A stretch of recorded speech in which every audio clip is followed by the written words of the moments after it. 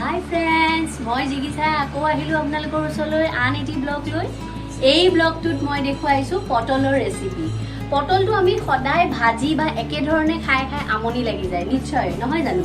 সেই কাৰণে মই আজি পটলৰ এটা ইউনিক ৰেচিপি বনাইছো, কিন্তু এই ৰেচিপিটো অলপমান লেন্দি হয়, কিন্তু শেষলৈকে যদি আপোনালোকে ভিডিঅ'টো চাই ৰেচিপিটো ভাল পাব আৰু আপোনালোকে ট্ৰাই কৰিব। খুবেই খাবলৈ টেষ্টি আৰু খুবেই ভাল লাগিছিল। আৰু এই ৰেচিপিটোত মই নহৰু পিঁয়াজ এড কৰা নাই, সেইকাৰণে একদম পিয়ৰ ভেজিটেৰিয়ান কিজনেও এই ৰেচিপিটো এপ্লাই কৰিব পাৰিব আৰু আপোনালোকে এইটো বনাই চাব পাৰিব। চাওঁ আহকচোন ভিডিঅ'টো। প্ৰথমতে আমি পটলটো মূৰটো অলপ ডাঙৰকৈ ৰাখি বাকলি গুচাই ল'ব লাগিব। আৰু মই চামুচৰ বেক চাইডৰ ফালৰ পৰা এনেকৈ খুব সাৱধানে লাহে লাহে পটলৰ গুটিখিনি উলিয়াই লৈছোঁ। এই কামটো কিন্তু খুব সাৱধানে কৰিব লাগিব। তাৰপিছত লাহে লাহে যেতিয়া গুটিখিনি উলিয়াই হৈ যাব, গোটেই পটলকেইটা তেনেকৈ উলিয়াই ল'ব। এনেকৈ লাহে লাহে যেতিয়া গুটিখিনি উলিয়াই হৈ যাব, তেতিয়া আপোনালোকে এই গুটিখিনিৰ এটা খুব ধুনীয়া পেষ্ট বনাই ল'ব। আৰু তাৰপিছত এইখিনি আমি ভাজিব লাগিব। প্ৰথমতে আমি কেৰাহীত তেল দি এই পটলখিনিত ভালকৈ নিমখ হালধিখিনি সুমুৱাই লগাই ল'ব লাগিব, যাতে চবফালে আমাৰ নিমখ হালধিবোৰ লাগি যায়। তাৰপিছত এই পটলখিনি আমি ভাজি ল'ব লাগিব। লগতে পটলৰ মূৰকেইটাও আমি ভাজি ল'ম। আপোনালোকে ভিডিঅ'টো চাই ভাল পালে লাইক শ্বেয়াৰ ছাবস্ক্ৰাইব কৰিব নাপাহৰিব দেই। আৰু আপোনালোকৰ ভাল ভাল কমেণ্টবোৰে মোৰ নতুন ৰেচিপি বনোৱা আৰু উৎসাহ দিয়ে। এতিয়া এই পটলখিনি ভাজ খোৱাৰ পিছত ইয়াত আমি দীঘল দীঘলকৈ কাটি লোৱা আলুখিনি ভাজি ল'ব লাগিব। অকণমান নিমখ হালধি দি মই আলুখিনি ভালকৈ সিদ্ধ হোৱাকৈ ভাজি ল'ম, কাৰণ পটল খুব সোনকালে সিদ্ধ হয়, আলু সিদ্ধ হ'বলৈ অলপ সময় লাগে। আন এটা কেৰাহীত মই জিৰা দিলোঁ, গোটা জিৰা। ইয়াত মই কেইটামান বাদাম দি দিছোঁ, অকণমান কাজু বাদাম দি দিছোঁ, আৰু এইখিনি ভালকৈ মই ভাজি ল'ম। তাৰপিছত মই ইয়াত দিম মিহিকৈ কুটি লোৱা কেঁচা নাৰিকল, আৰু এই নাৰিকলখিনিও মই ভালকৈ ভাজি লৈছোঁ।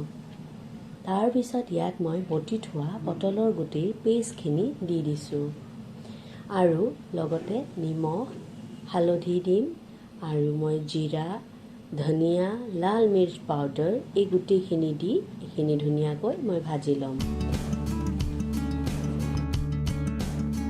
তাৰপিছত ইয়াত মই বটি লোৱা কেঁচা জলকীয়া আৰু বটি লোৱা আদা দিম।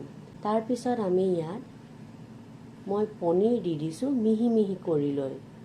ৰুকনিত ৰুকি লৈ দিছোঁ পনীৰখিনি, আপোনালোকে পিটিকি লৈ দিব পাৰে।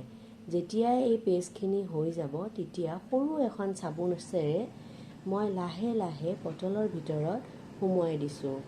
আৰু পটলৰ ভিতৰত যিমানখিনি আটে আপোনালোকে সেই আন্দাজমতে ভালকৈ ভৰাই ল'ব। তাৰপিছত যিটো আমাৰ পটলৰ মূৰ আছিল সেইটো ইয়াত এনেকৈ লগাই ল'ব লাগিব। তাৰপিছত এইটো ওলাই নাহিবলৈ ইয়াত টুথপিকেৰে এইটো লক কৰি দিব লাগিব। গোটেই পটলকেইটা আপোনালোকে তেনেকৈ কৰি ল'ব। তাৰপিছত এটা কেৰাহীত মই শুকান জলকীয়া, গোটা জিৰা আৰু পাঁচফোৰণ দি দিলোঁ। ইয়াতো মই বটি লোৱা আদা আৰু বটি লোৱা কেঁচা জলকীয়াৰ পেষ্ট দি দিছোঁ। এইখিনি ভালকৈ ভাজি হোৱাৰ পিছত ইয়াত মই বিলাহী, হালধি, নিমখ আৰু জিৰা, ধনিয়াও আৰু লাল মিৰ্চ এইখিনি বস্তু মই দিব লাগিব।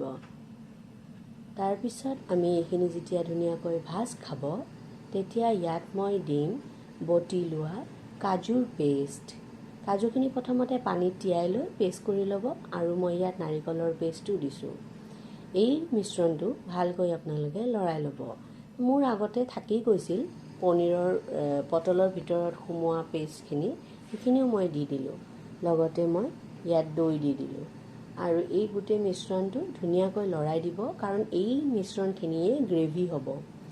ইয়াত আপোনালোকে আন্দাজমতে পানী দি দিব, যাতে পটল আৰু আলুখিনি ভালকৈ ডুব খায়, সেইমতে পানীখিনি দি দিব। তাৰপাছত যেতিয়া এইখিনি উতল আহিব, তেতিয়া ভাজি লোৱা আলুখিনি দি ভালকৈ লৰাই খুব সাৱধানে পটলখিনি দিব। পটলখিনি দি লাহে লাহে আপোনালোকে লৰাই এটা উতল আহিব দিব। তাৰপিছত আপোনালোকে দেখিলে গ্ৰেভি আৰু পটলৰ মাজত খুব ধুনীয়াকৈ হৈ গৈছে। এতিয়া এয়া পটলৰ ধুনীয়া ৰেচিপি ৰেডি হৈ গ'ল।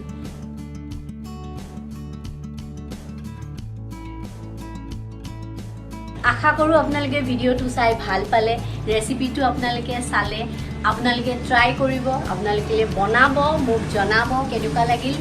বাই।